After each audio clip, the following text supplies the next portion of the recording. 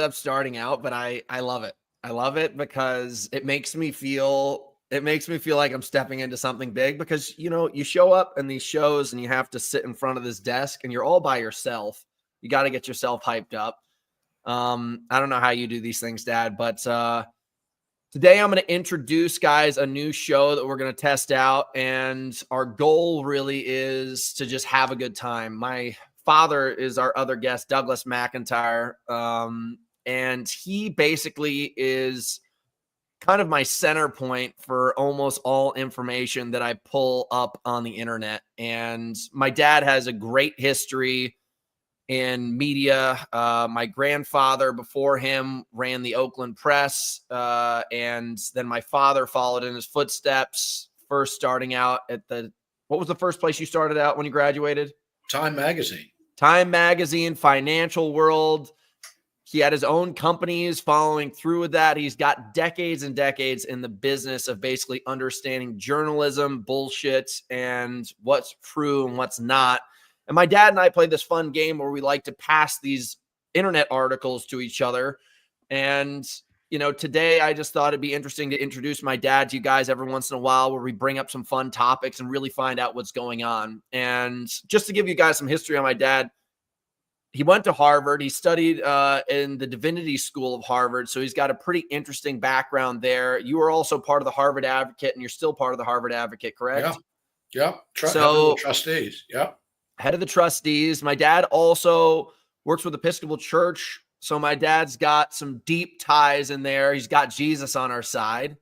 But he's just worked in a lot of different organizations that allow him to speak on topics that I think most of us would have no clue if it's true or not. And I think part of the most exciting part of life is doing research. And then the second most exciting part of life is debating it, whether or not it's true, whether or not it's valid, whether or not it's total bullshit, and then who you can argue against. And as you guys know, I always do love sending videos of horses as absolutely dominating people. So we started out today with an incredible video of clearly some incredible. What I want to know is, why does it have reindeer? You see, look, this is definitely an accurate video. This is not doctored. Yeah. There's two questions. The first one is, why did they put a reindeer helmet on the thing? And the second one is, I think this is the best thing about social media. People go to NASCAR races to watch people get in accidents. Yeah. And they go to hockey to watch people fight. Yeah. That's why these videos are good, because they basically get people to just get the shit beaten out of them, and people love to watch it. But I still want to know, how did they get that reindeer thing on his head? 45,000 likes 5 days ago. It's obvious. There's a couple things in the world that we're all interested in, and this is top of the list. So guys, the way this is going to work is we're going to go to a topic, and then I'm going to ask my dad a question, and hopefully we're going to be able to give you some kind of understanding with it. Let me find the first one I really wanted to work on. This one right here. So we've got doctors in the family, and, you know, it's no light topic to talk about people's mental health, but this is an interesting study where supposedly a group of people at Stanford decided to take a group of guys, send them over to a psychiatric hospital where they were supposed to tell everybody there that they had, you know, some kind of form of psychosis. While they were there, they were then just supposed to act like regular guys. And then at the end of the study, Stanford basically called the psychological facility and was like, hey, listen, we were just bullshitting you guys the entire time. None of this was true.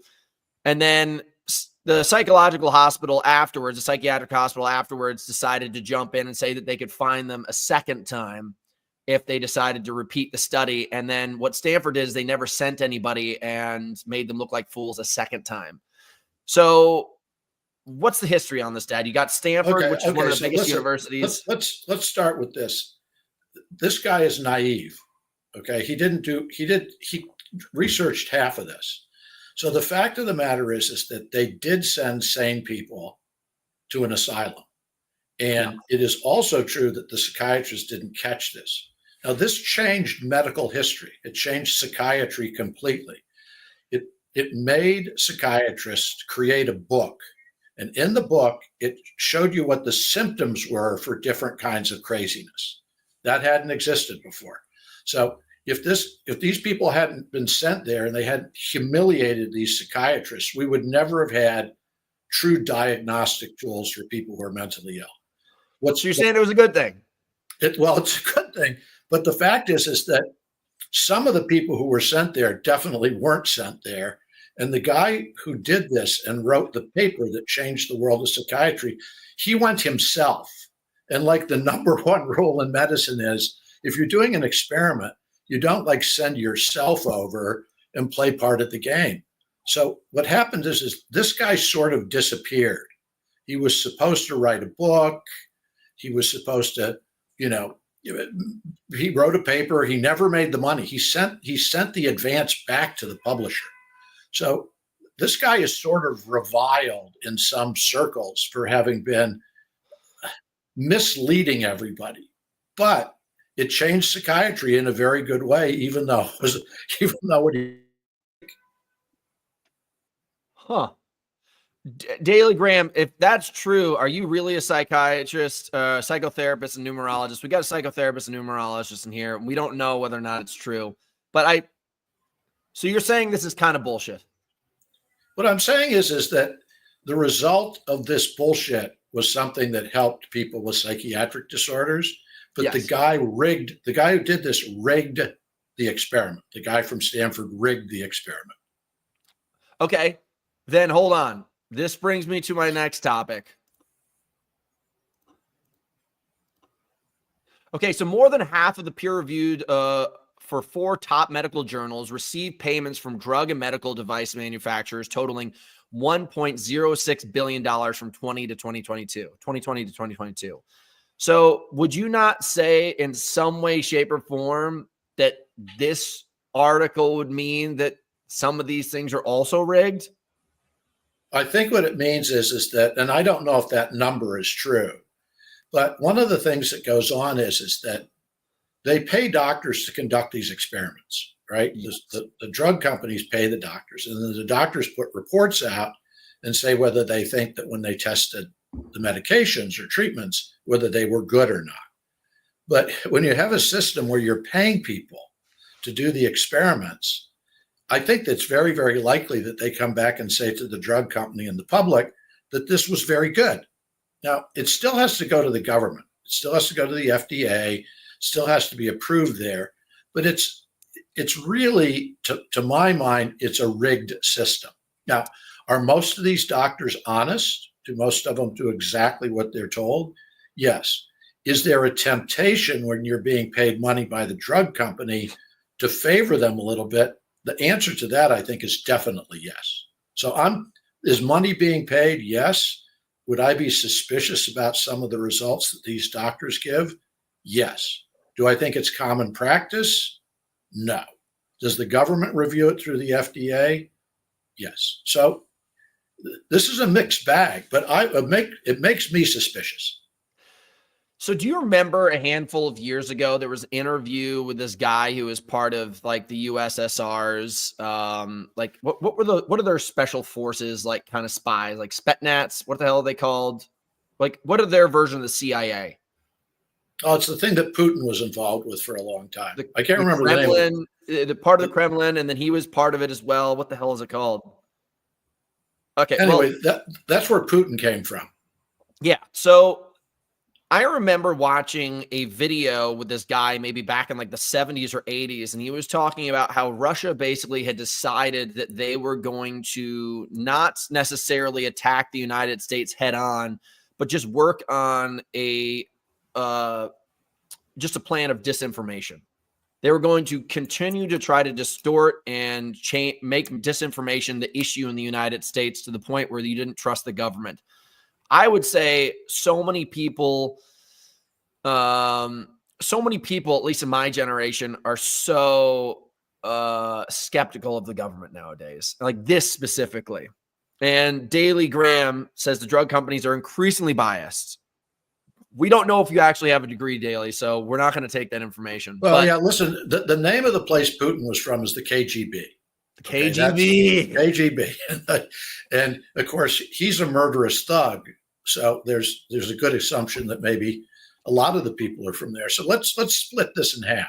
Hold on. You've got me in another section. Okay, continue. Okay, so the Russians are definitely pouring huge amounts of disinformation into the United States to try to affect our elections. And a lot of conspiracy theorists think that Putin is trying to help Trump by doing this. Now, there isn't any proof of that, but this leads to all these theories that Trump and Putin are best friends and that, they get together all the time and that the relationships between Russia and the United States are rigged. But the Russians do try to hack into our systems and trick people in a way that will get our elections to move in a direction that's favorable to them. Definitely. Yeah. Okay, well, this brings up this next subject. Now, it's these propaganda battles of just how the big bad wolf is Russia, and they probably say we're the big bad wolf, China's the big bad wolf. You increasingly see people kind of in independent media pieces like this right here. This guy right here, the American boxer Kevin Johnson, recently obtained a Russian passport. And this is him talking about how the culture over in Russia is so much safer and better over there than he's used to in the United States, that he's just like, that's why he moved over there. He says, like, if you see, like, imagine going through Central Park and all of a sudden you just see someone's cell phone planted or a wallet planted on top of a fence post in Central Park. You leave that there, supposedly in their culture out there, so that you can come back and find it. You could not leave a penny on the ground in Central Park without someone snatching that up. Well, okay, but there are two parts to this. The first one is I bet you that Russia is very safe from a crime standpoint because most totalitarian countries are. So yes. If in China, it tends to be safe because basically it's a police state. Everybody knows what everybody's doing. But if you're not one of Putin's friends, he can kill you. So it's safe until you're not one of Putin's friends. Okay. And if you're one of Putin's friends, like you remember the guy who ran, he was the big attack dog to the Ukrainians. And he came back in? Right. He came back in and then Putin killed him by blowing up his private plane. So, I don't know what the fuck that guy was thinking. He said to Putin's like, don't worry about it, man. He's like, we all make mistakes. And then 2 weeks later, he's on a flight with his whole family and it just goes down. Okay, so gosh, you just made me lose this. Okay, what were we just talking about before you brought up the Putin thing and bringing it back? Oh, gosh, I had a really good thing I wanted to bring up. God dang it. It's gone, and it's never going to come back. Okay, so, I mean, at this point, like, remember when we were hanging out before Anaheim last year, and I was telling you about how the Boeing executives, like we were talking about, you're like, man, the people over in the Middle East are so bad, they killed that journalist and chopped him up. And I was like, how is it any different from the Boeing executives killing those whistleblowers? So you're saying that basically over in Russia, you got a whistleblower, Putin kills you. Here in the United States, I don't think it's any different. I'm starting to believe that every single time there's a major case. But listen, you're buying a line of you're buying a line of shit. There is no proof that Boeing killed whistleblowers. Okay, there is proof.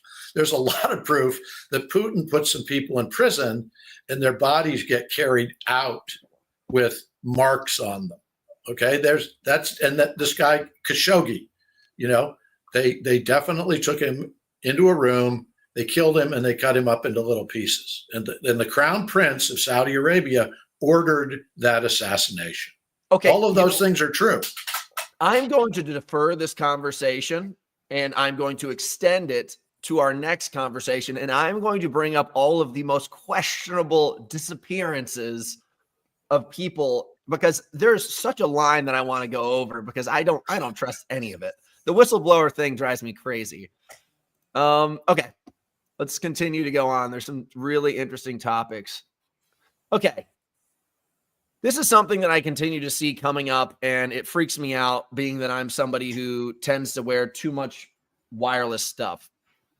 They're talking about the potential that these AirPods are using some kind of brainwave technology to potentially absorb information from your brain and use it for targeted information and targeted ads in your phone, any of that kind of stuff. Like, we're standing here right now and I'd be like, man, it'd be so nice to drink a Pepsi, and your microphone's on and then a Pepsi ad comes up.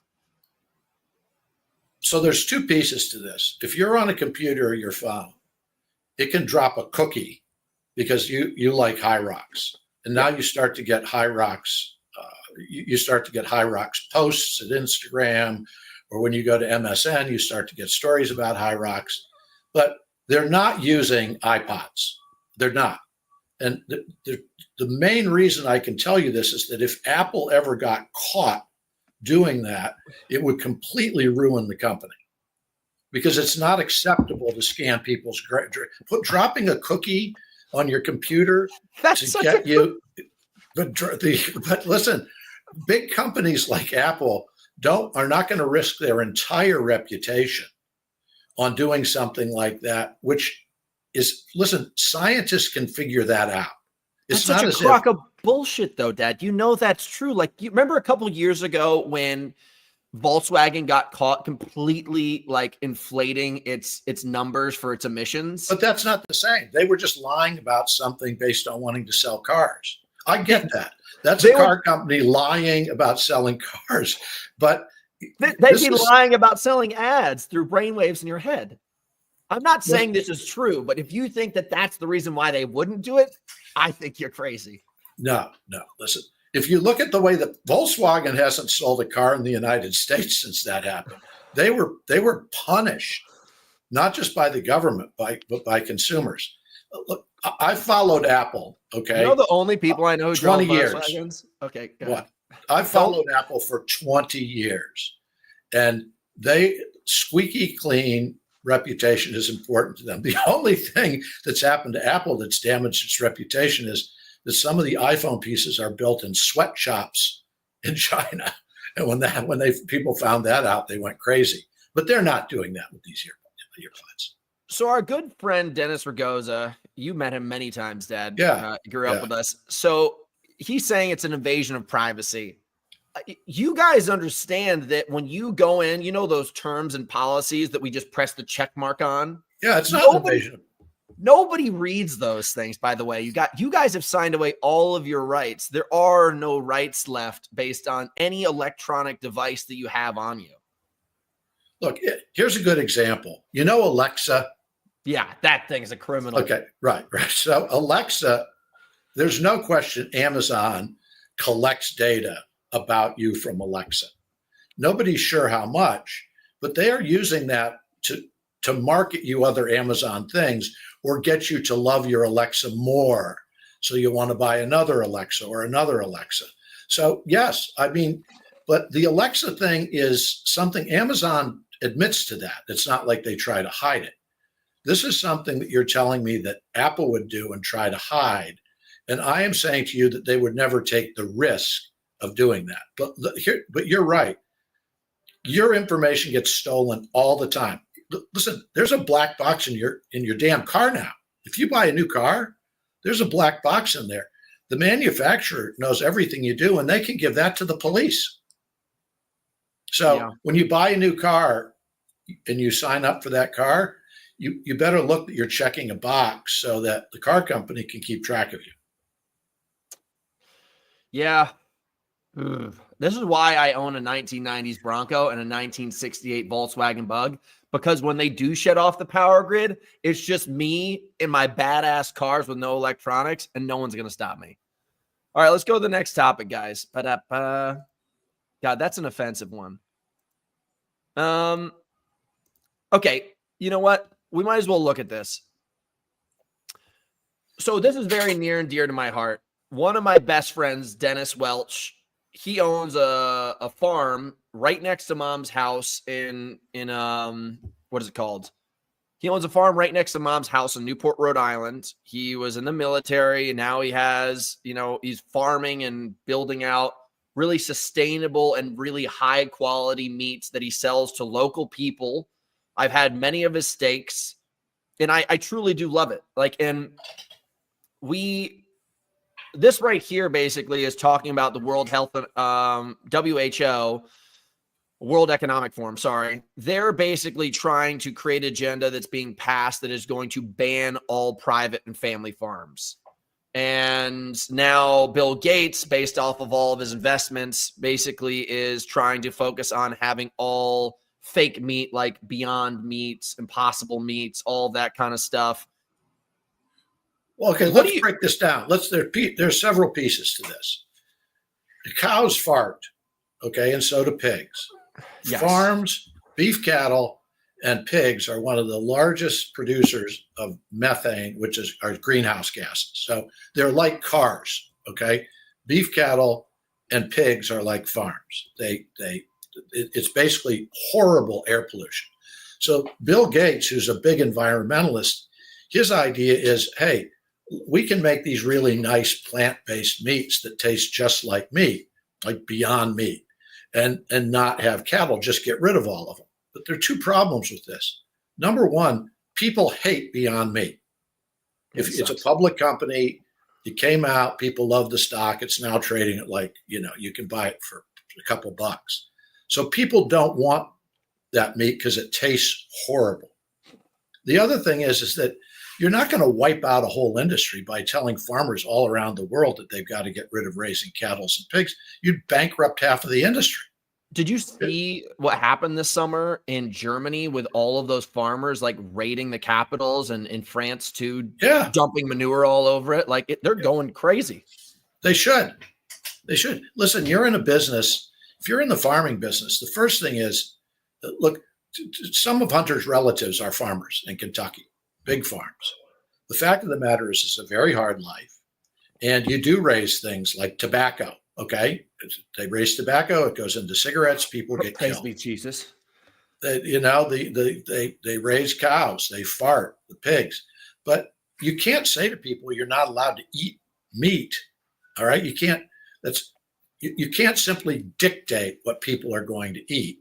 And that's the theory behind this, which is maybe it works in China, maybe it works in dictatorships like, Colombia, but it's not going to work in the United States. So help me out here for a second. I think the other thing that is just blows my mind is, where is the infrastructure for any of this shit going to happen? So this right here is a BC, British Columbia logger. I was in the logging industry. I know it well.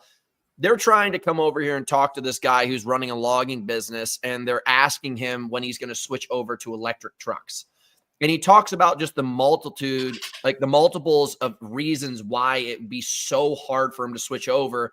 Just for one logging truck a day to be run, it would need to be carrying 50,000 pounds of batteries alone. And he's talking about how the guy's nuts. The guy who is trying to sell him on this is nuts. The guy who's trying to push this is nuts. So going back to the whole thing where you're talking about these guys wanting to switch over to non-meat-based industry, and you've got these people that are trying to make this movement, but they've got if you want a bridge, you don't just focus on the bridge, you have to focus on the suspension. There's no suspension for these ideas. And I just wonder why a company like the World Economic Forum would be trying to push this when they just know that there's nothing within the next 20 or 30 years that could make this possible. Okay, so the world, let's take the World Economic Forum out of it for a second and just say, in general, if the government or anybody in private industry is coming to your logging place or farm and saying, well, I want you to use electronic vehicles, there's two parts to this. The first one is these really huge things like 18-wheelers. If you want to run one of those on batteries, you can charge 6 of those and it will suck all the electricity out of a small city. It is completely impossible. You go out into a place like this where you've got loggers, there's no electricity there. I mean, what the government's going to what? They're going to lay cable all the way out there so you've got one logger? It's completely Unless the government's going to pay this guy several $million to do this, it makes no sense. So I guess the true or not that I'm trying to pose to you is it even possible for this thing to take action? Or is this just a bunch of fucking rich people sitting in Switzerland in nice chairs talking about ideas? Well, this can't be done because there's no infrastructure. Bill Gates with his private jet, that's like one of the most polluting things in the world. He's a real hypocrite. You know, he talks about we want to do this electric stuff and he flies around in a Gulfstream. But the World Economic Forum is not going to write checks for this to happen. Neither is the US government, neither is the Canadian government. It's not going to happen. So you can want it to happen, but it's not. This is what makes me crazy. So there's this Xanadu 2.0. This is Bill Gates' home. Yeah. If you think about how much it costs to build this home and the other like 20 homes that he owns, you completely negate every nice thing that he said for the next 10 years. Because the carbon as I'm saying, like the carbon footprint of something like that, it doesn't make any sense. And I'm somebody who believes in you work hard, you get what you want, but you can't also be dancing on the other side of the fence saying that nobody else can do it. Meanwhile, you're getting on a private jet to your next home.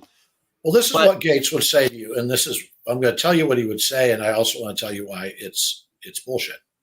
The first thing he's going to say is, well, all my homes are carbon neutral. They're run by, solar or wind or whatever. But the cost to build those homes, you've got to have trucks that run on gasoline to bring all the wood, and it costs huge amounts. The amount of energy that's necessary to make concrete. So even if the houses are carbon neutral, the cost of building the houses is massively polluting. Everybody who's showing up on that job, which is about 20 to 30 pickup trucks a day, are driving diesel trucks. I know. You're like doing like 20-ton trucks, all driving diesel, that are showing up every single day. Another dozen of those. There's a great new TV show on. Everybody should check this out. Stars Billy Bob Thornton. It's called Landman. I like that. Okay. Is it fun? So that's right. So it's great. So at one point, he runs these huge oil fields. He's with a woman out in the middle of a field, and she looks up and they've got all these massive, wind turbine engines. And she said, well, why are these here? And he says, it's to power the oil wells because there's no electricity out here. And she says, well, why does that make sense? He says, it doesn't. The amount of money it costs to lubricate these things and to send the trucks out, to fix them, to build them, the concrete. He says the carbon footprint of those things is negative. The fact that it's wind power, it doesn't mean anything. The cost to build them negates that completely. Okay, so now you're basically doing another thing, what I would like to say.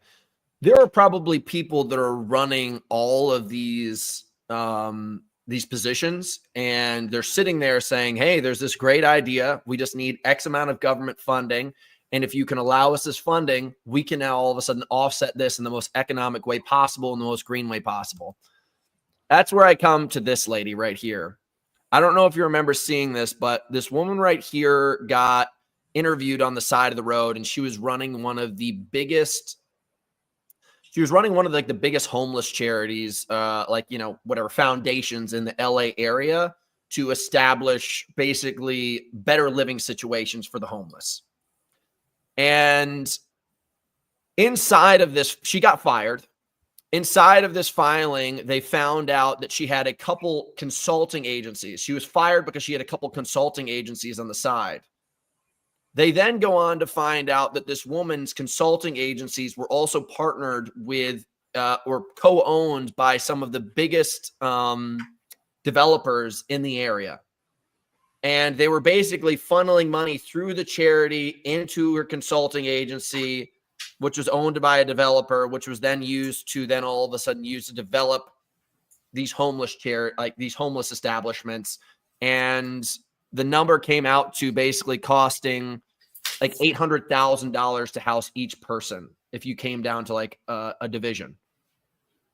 It's completely believable. It happens in New York City. The people who are migrants, homeless people, they put them up in hotels here. So I don't know that $800,000 is the right number, but I think you showed me something earlier about the fact that there had been billions of dollars spent on homelessness in California, and they couldn't figure out where the money went, right?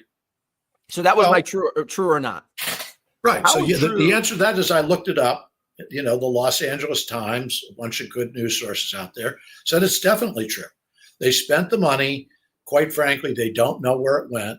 This happens with the federal government, everybody. It's like, well, we're going to build an aircraft carrier, and it's going to cost us $20 billion. 2 years later, it costs $35 billion. And it's like, well, where did you guys screw this up? Well, we lost the wrenches, and the elevators on the aircraft carrier cost more than we thought to. This kind of stuff happens in government all the time, either legitimately because they say it's going to cost X, it ends up costing more. The company that's building that gets more money. That aircraft carrier gets more money. This is a situation where some of this money disappeared. Now, it went to somebody, but the state of California, which is just horrible, can't tell anybody where all of it went. So it just is like an independent. If I decided to all of a sudden start taking money through one of my LLCs and kind of just being very sketchy about it, like the IRS would audit me and then I would be caught and then I would then have to pay my dues. It happens to like professional athletes and independent business owners all the time. Like, I don't know if you just saw this guy. Let me just look him up. The Bull 𝗟𝗵𝗸𝗁. Like, this guy just got caught doing the same exact thing. He basically was scamming, like he's just some dude who basically preys on people investing $30,000 to $40,000 into the e-commerce store, and then he will give you 10% return every single year, blah, blah, blah. And they get caught. And like, how is it that the government can't audit itself and just track this money? Like $24 billion, even it's $1 billion. It's too big. That the problem is that and Trump's firing everybody, so it's going to be even harder. But you've got a government, the federal government, spending trillions of dollars. Most of these big arms of the government have a person called the Inspector General. It's their job to do those kinds of audits. But the Inspector General may have 10 people in a department that's got 60,000. So the reason that people try to get away with this is that there aren't enough people in these governments to actually follow up on all this stuff. It's the reason people cheat on their income taxes, okay? You cheat on your income taxes because you don't think you're going to get caught. And you don't think you're going to get caught because the IRS has like a 1 or 2 year backup on people's taxes. So now they move to auditing the really rich people because they don't have enough money to audit everybody.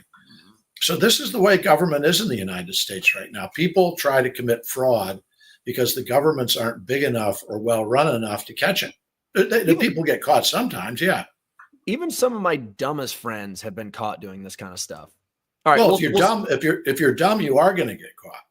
But the thing that happens is, do some of your smartest friends get caught? If the answer is no, it means that smart people can get away with this. Yeah. I would assume dumb people should get caught just because they're dumb. TurboTax, baby. Okay. Dennis wants to know if you think the Department of Government Efficiency is going to help any of this. Yes.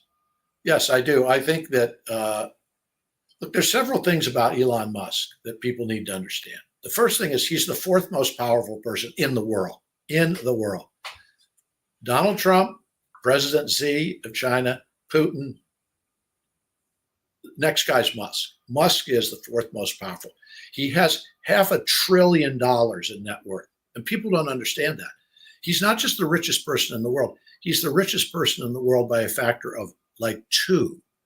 He owns X. He uses X to try to change the elections in Germany. I mean, this guy is ludicrously powerful. He's in charge of this. Believe me, he will go in and he will slash some of this stuff like people. There'll be blood everywhere. And then, some people may take it to the courts. Some, the postal workers union may take it to the courts. And the way that Trump and Musk look at this is, we'll fire everybody. And if the courts make us rehire them, that's fine. But it'll take years before anybody wins that case. So this brings me on to the next thing. You've got the other great power that we haven't really talked about, which is China. This is a story about China basically now is working on creating 450 new nuclear power plants to offset their power issues.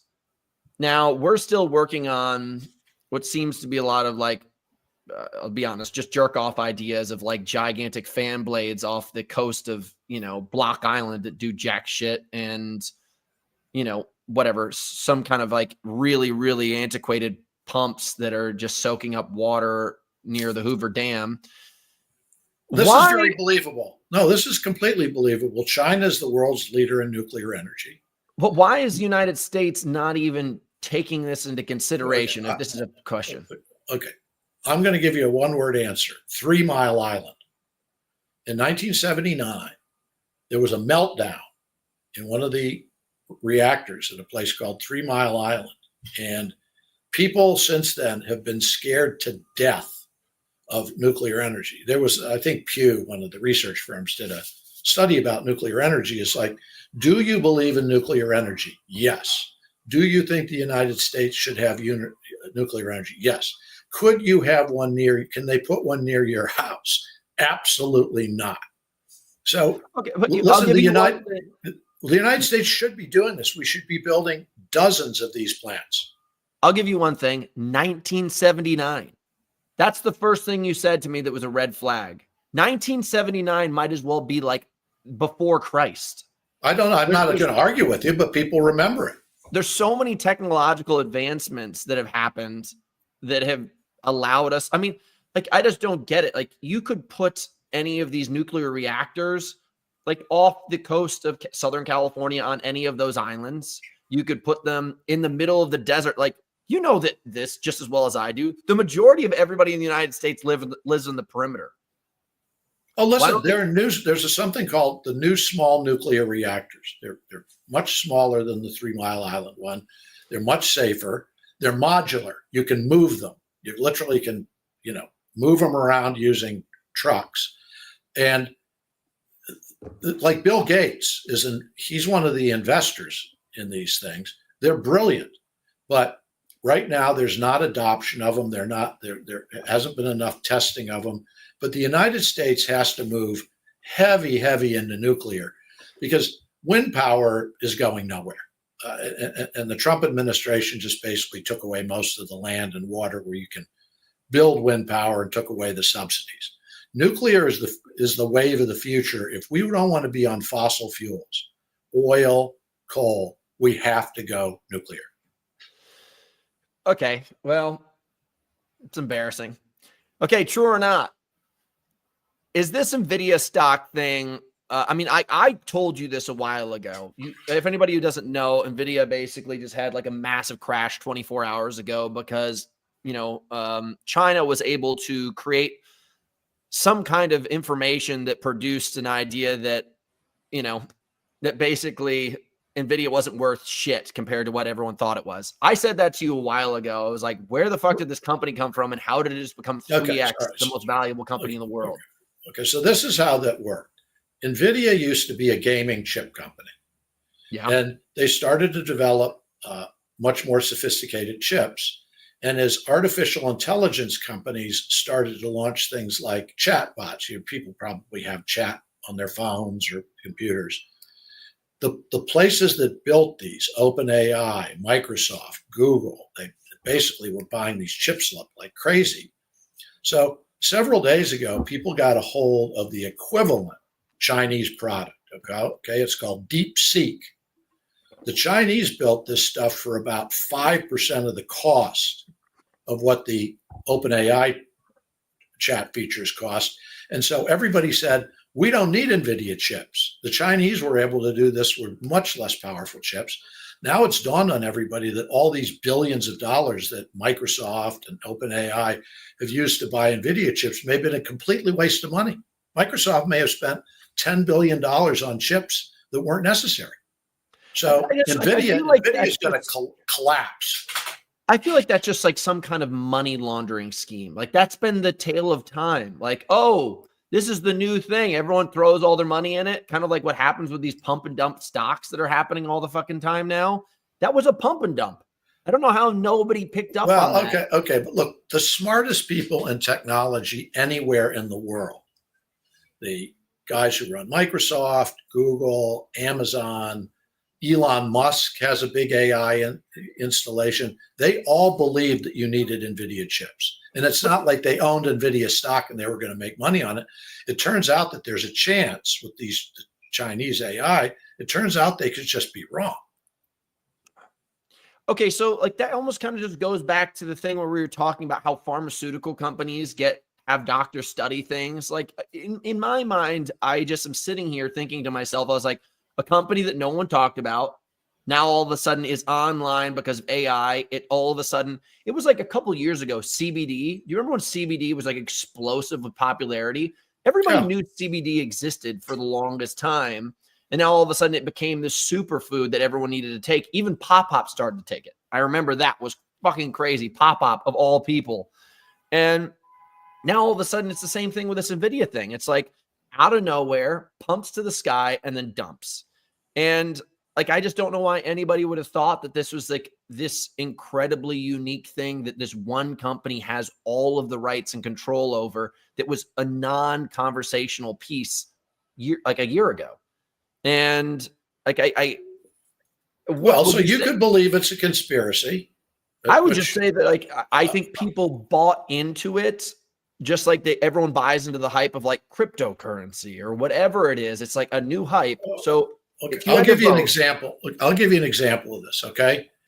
In 1999, all of the .com stuff came out. Yahoo, Google. I ran a company called Onto Technologies, which was publicly traded.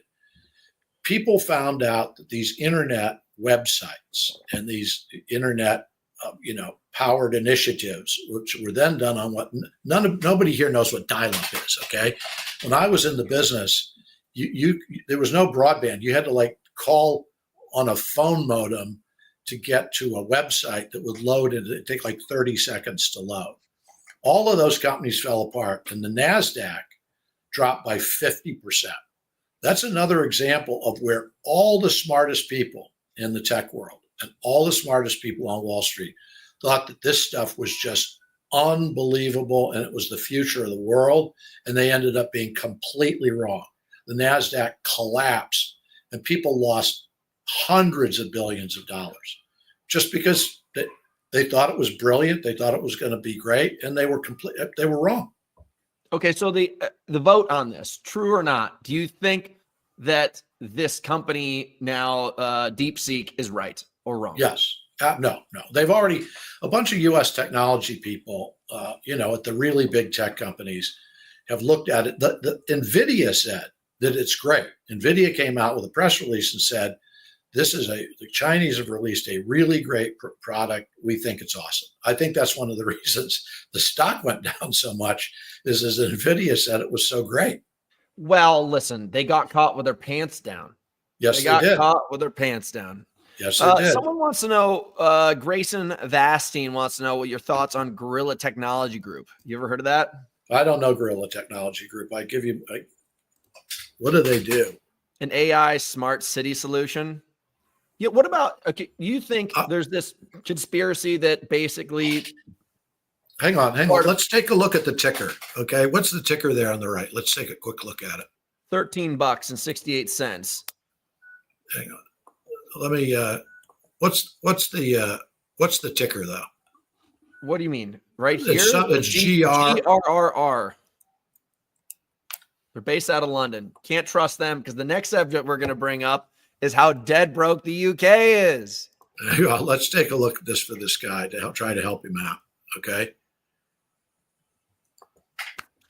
This is a great one. I got to tell you, I don't know anything about this company, but any company where the stock basically went up by 500% in early January and then dropped by more than half in 5 trading days, I would say I'd be suspicious about a company where you had that kind of movement in the stock.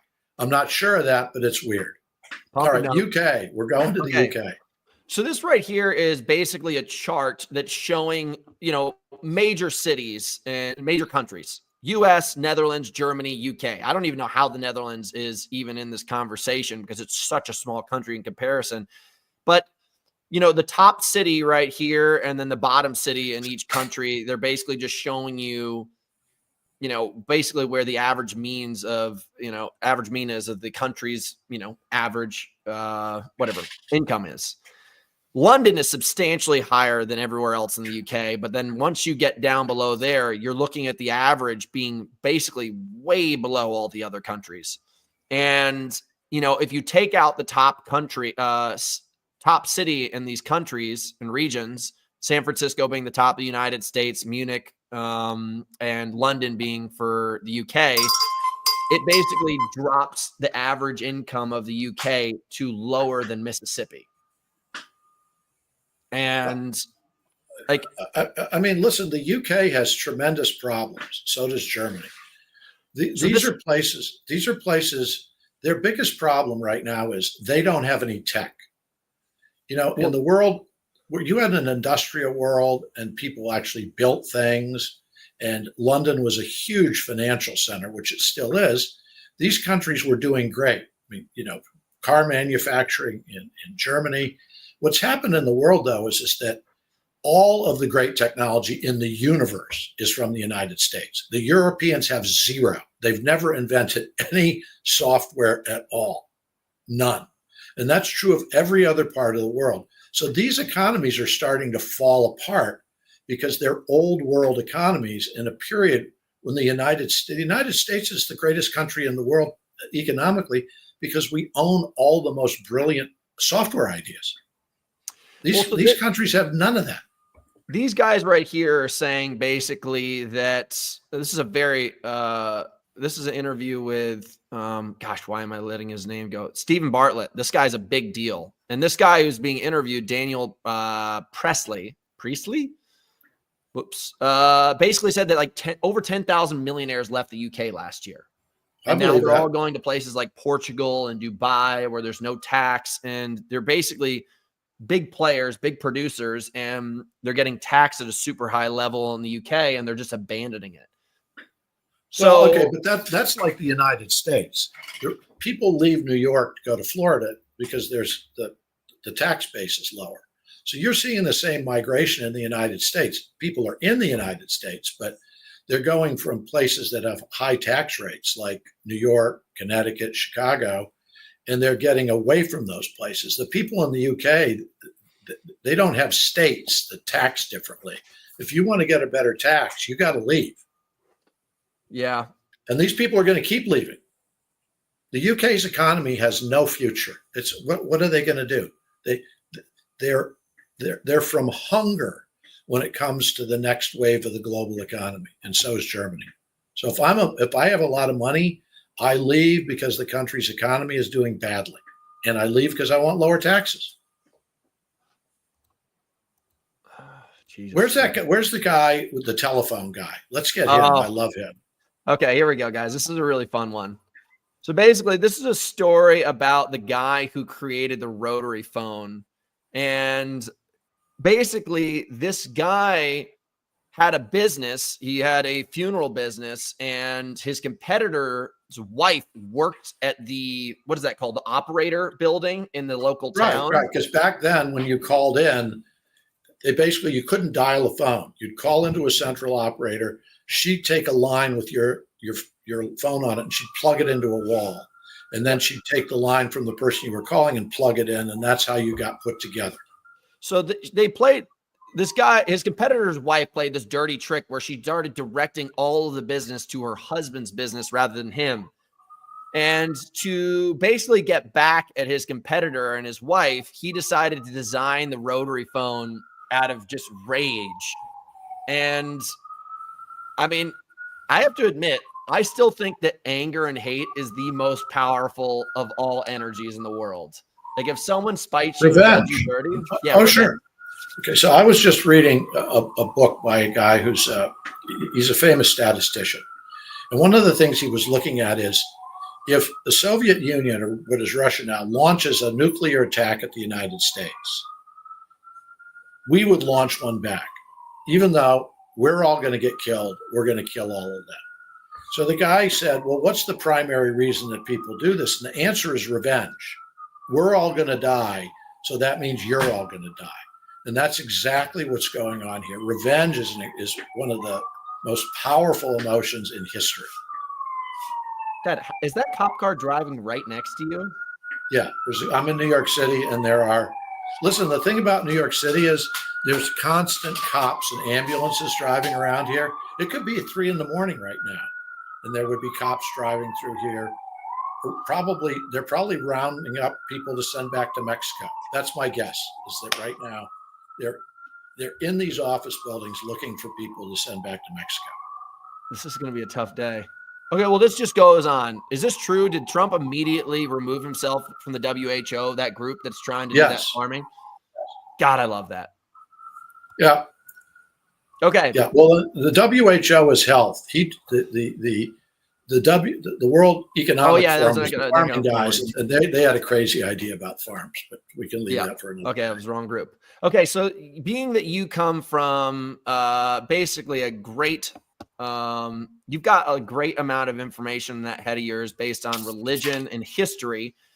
This woman right here is basically saying that there's an ancient ruling bloodline that dates as far back as the Sumerians, the Babylonians, and the Persian Empire, which transformed into the Roman Empire and what we today know as the Vatican and the Catholic Church, which is a military arm of the Jesuit order.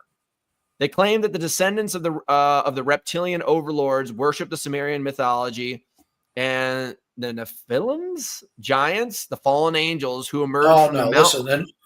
She's this woman is sort of a known nutcase.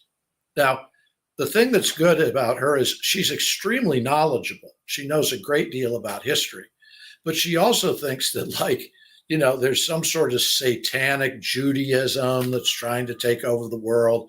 She may be one of the biggest conspiracy theorists among people who are historians. But I have to tell you something. She's a known nutcase. Yeah. Yes. Yeah. Is there any legitimacy that there could be some kind of, the Freemasons, all of these, that there could be some kind of overlord, above the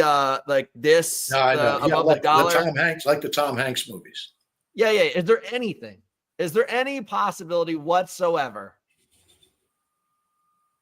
True or not? No. All right. No. I was hoping you'd say yes, because we'd all be so fucking pumped. No, I don't think there's look, it's like the NVIDIA thing. Somebody may walk into this room in 20 minutes and tell me I'm wrong about this woman and that everything she said is absolutely true. Yeah. See, look, Black Samson, he wants to believe, Dad. We all want to believe that there's some kind of overlord. Well, listen, I have to tell you something. Secretly, I would like to believe it, because it would mean that everybody in the world has been tricked. But I just don't think it's worked that way. Okay, so this is some kind of influencer who seems to work in a government position and in the federal government. And supposedly what she's saying is that back on Monday, the following Monday, starting in February, that basically all of these government workers are now having to go back into the office 5 days a week. True or not? I can't tell you for sure, but I think it's very believable. I think it's believable that when they get to the office, Elon Musk will be there to fire him. But sure, listen, a lot of companies are saying you can't work from home anymore. I mean, the big bank, Chase here, just said to people, the CEO, he said, nobody works from home anymore. You got to come in. You can't work in your pajamas and, wear a tank top while you're on Zoom with everybody. You got to come in and work. So sure, I believe this, but I also think that a lot of these people are going to get weeded out by Elon Musk. I have to agree that the remote worker thing is painful and dangerous. Okay. This one's a great one, Dad. The 𝗪𝗟cy brothers living their best life, sitting down here. Two giants. And the question is, rugby players don't have a chance in the NFL. I've been arguing this for a long time because I've got so many UK fans. I love rugby. I think it's an amazing sport. I think that 99.99% of rugby players in the NFL would die, be eviscerated. They would be hit and their skin would turn and become atomized. Rugby players aren't real athletes. Oh, okay. Just for starters. Okay. If you look at them, you know, can they run? Yeah, they can do stuff, but the NFL requires unbelievable. Have you watched the guys in the NFL? Watch guys crazy. Like Barry Sanders. I mean, if Barry Sanders were playing rugby, he'd score 50 billion points. There's just people like that cannot be stopped by rugby players. The rugby players are big and they're slow, and there's not a lot of strategy to rugby. You know, football's a real chess game. Listen, if you go to a football game, professional football game, how many coaches do you think that they have working with Bill Belichick? 15 guys doing the offense, defense. How many coaches do the rugby people have? They're like 2? Just a couple bros that are on the sidelines, not drinking beer for the first time in like a month. They're sitting on the sidelines and making sure that their buddies have emotional support. Yeah, listen, so Cy is a guy who runs our media department here, so he'll be grabbing all of this kind of stuff. He's convinced that a female sevens player would beat all NFL players. Guys, I'm friends with a sevens player. It's like the size of the game that they play. So I'm friends with this dude right here. He lives in Malibu. I'm a large man. I'm a large man compared to most people in the world. Not him. What does he weigh? 300 pounds? 340. He's 6'8". Dad, when I hug him, I stand up on my tippy toes, and it's like hugging a tree. Like you know when you're a child and you try to reach up for a branch above you? That's he what also probably can run a 4.5-minute mile. He also could grab a 225-pound barbell, which is considered like the gold standard in the gym, and he could probably move it 40 times off of his chest. If you guys think that this man having you guys trying to take a ball from him, 225, he could pulverize faces and walk the ball across the field and no one would stop him. Listen, a quarterback in the NFL probably weighs 225 pounds. An end probably weighs 190. If this guy really tackled anybody directly coming down the field and got a direct hit on him, it would be really bad. That person leaves with a concussion. They go into what the NFL calls the concussion protocol.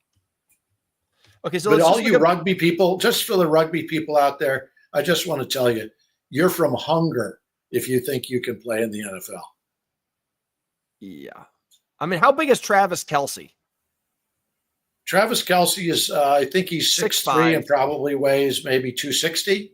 He's 6'5". 6'5". Yeah.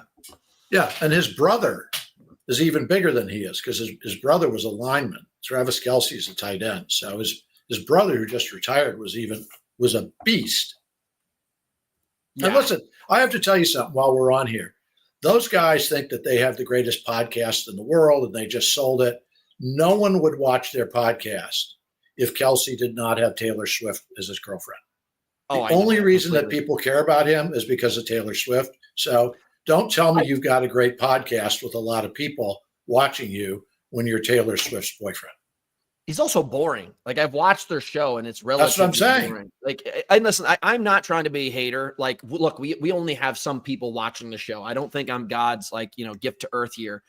But I had no clue who Travis Kelce was until he started dating Taylor Swift. And I think he's considered one of the best tight ends in history, right? Oh, he is, but that isn't the point. The point is that people watch his podcast because he's Taylor Swift's boyfriend, and the two of them just sold that podcast for millions of dollars to one of these aggregators. And he just needs to call Taylor Swift up on the phone and say, thank you. Thank you for making me even richer than I am. And that's it. Send her some flowers. Yeah, shit. We're in the wrong sport, Dad. You put me in the wrong fucking sport. You're in the wrong sport. And you also know, here's the problem that I have with you. Oh. why didn't you find some incredibly famous movie star or singer, artist, and then date that person so that when you have this podcast on, you've got, 200-300 people, 1,000 people watching it. That's your fault. I'm trying. Listen, I live on top of a mountain, but I'm going to find her. She's right around the corner, Dad. You better. She's right around the corner. Okay, so this one's kind of crazy. I don't know if you've ever heard of Father 𝗟𝗵𝗸𝗁𝗏. I have not. But this is a guy who's sitting down and he's talking about how the government shouldn't be taxing more than 10% because God only wanted 10% tax. What's your So here's the precedent for that. In most Christian religions, you're supposed to tithe, which means that you give 10% of your income to the church. That's gone on for centuries. Now, do most Christians do that? Absolutely not. That's number one. Number two, running a church and running the federal government are not the same thing. It's like, well, okay, maybe you can run a church. It's got a church building. It's got a priest, maybe a second priest and a couple people working there. But the idea that the government, if they only tax people 10%, the federal government would disappear. So this guy's trying to take something that's actually true about religion, that's what's called tithing, 10%. And then he's saying, oh, well, gee, if that's all we do as Christians, then the federal government should do the same thing, which is, again, these people have no idea what they're talking about economically. They have absolutely no idea at all. He just made this thing up because it sounds good, and he thinks that the government should be like the church. Oh, good. You know what? I hope that somebody, when I go downstairs, there's an M5 BMW sitting on the curb for me I didn't pay for. Let me ask you a question.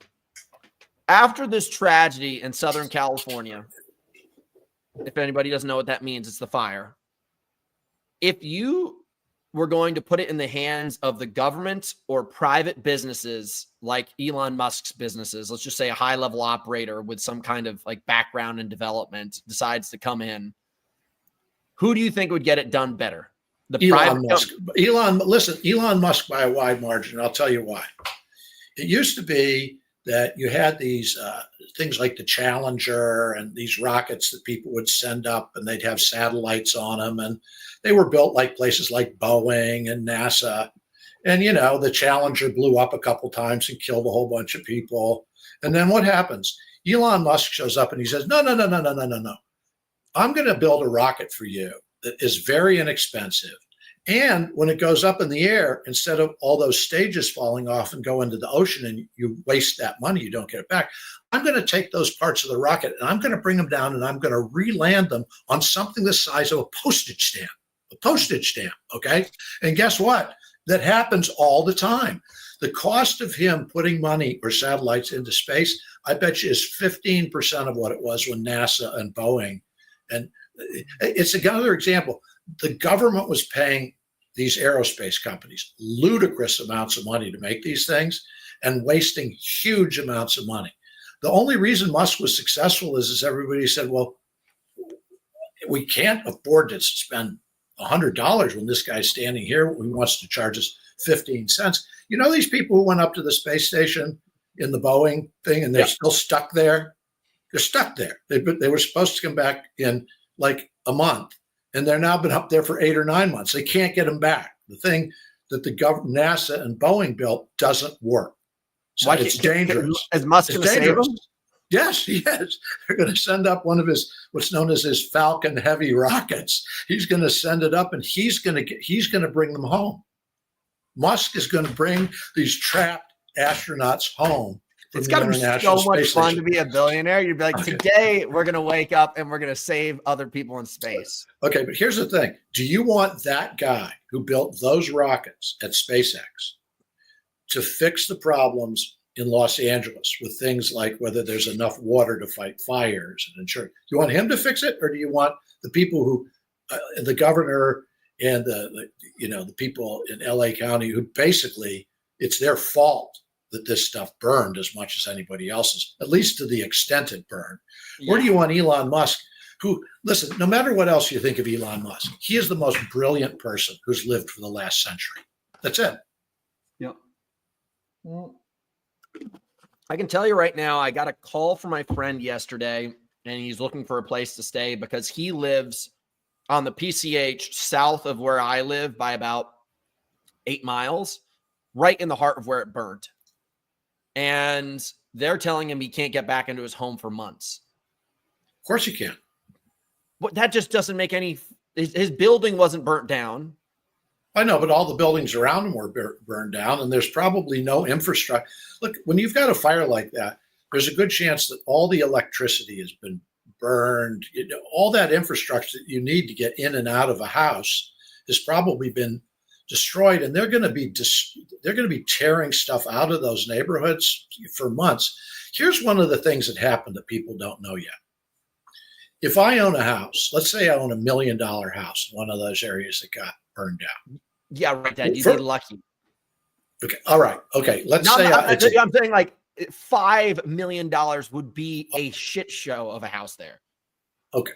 So that gets burned down, right? I rebuild it, or somebody else comes in and buys one of these houses. Maybe it didn't get burned down, but it's in that area. Okay. How much are they going to charge you for insurance? That you can't get insured there anymore. The answer is you can't.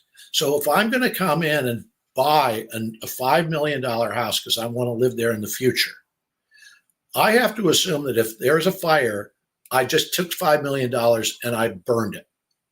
That's the reality of living in your part of California now, is you will not be able to get home insurance. So you're going to have to gamble.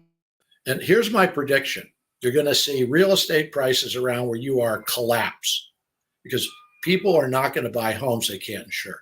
Now, will it collapse everywhere in LA County? No. But are there places where you're going to see property values go like this? Because if you don't have insurance, you can't get a mortgage. Bank's not going to give you a mortgage if you can't get. So how many people can pay cash for that house? You'd be surprised. Well, Some of my friends are right. real estate. Okay. It makes me sick to my stomach. I read this book, The Millionaire Next Door, and this was based on projections years ago. There was 2,300 billionaires like 5 years ago. Now there's above 3,000 to almost 4,000 billionaires. Right. It's going up. But let's take the people who are just millionaires and say, if they want to buy that house, they're risking a huge amount of their net worth. And a whole bunch of people just aren't going to do it. They're going to move, I don't know. What's a place within 50, 100 miles of you where there's much less likely to be wildfires? If everyone decided to move to like Santa Barbara and further north where the wildfires are just not, like the winds and the wildfires are not as much of a thing, I would say so many people, if they really wanted to, like if I had the capacity, I would just move north. Austin, nobody wants to move to Orange County because it's creepy. But we want to go somewhere it's beautiful. Orange County is not beautiful. It's kind of the armpit of the South.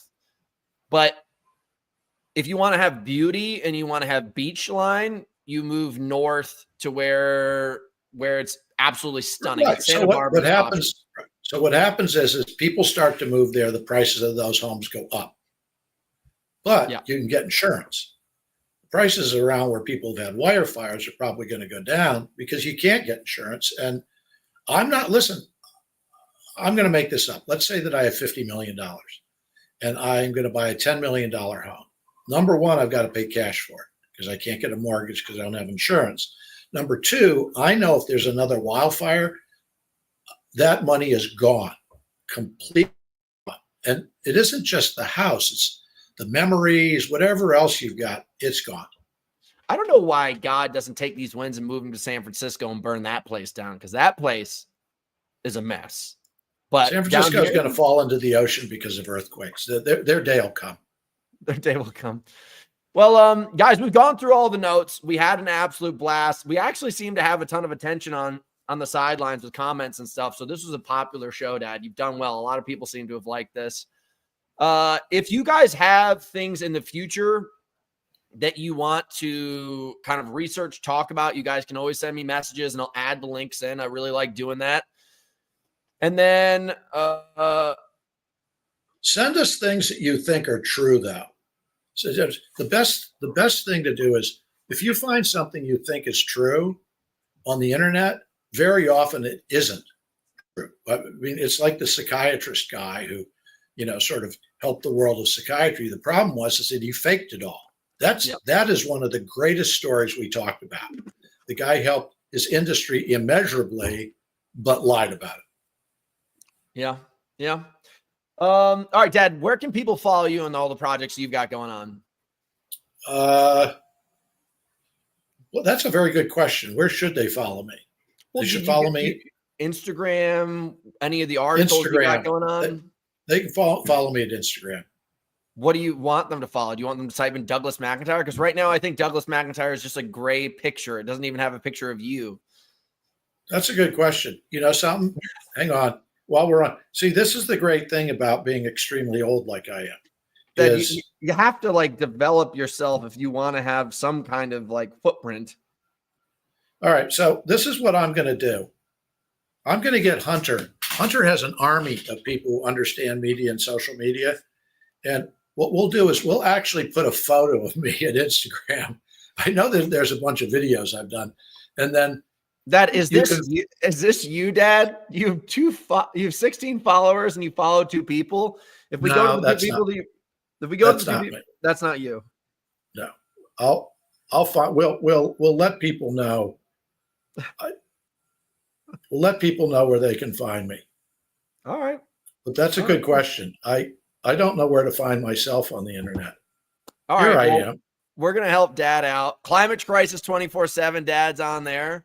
Oh, Dennis. Hey. Here I am. It's McIntyre.Douglas. Okay, and guys. Right. McIntyre.Douglas. Let's look him up real quick, guys. Yeah, there's a picture of some mountains. I have 27 followers, and I'm following 12 people. McIntyre.Douglas.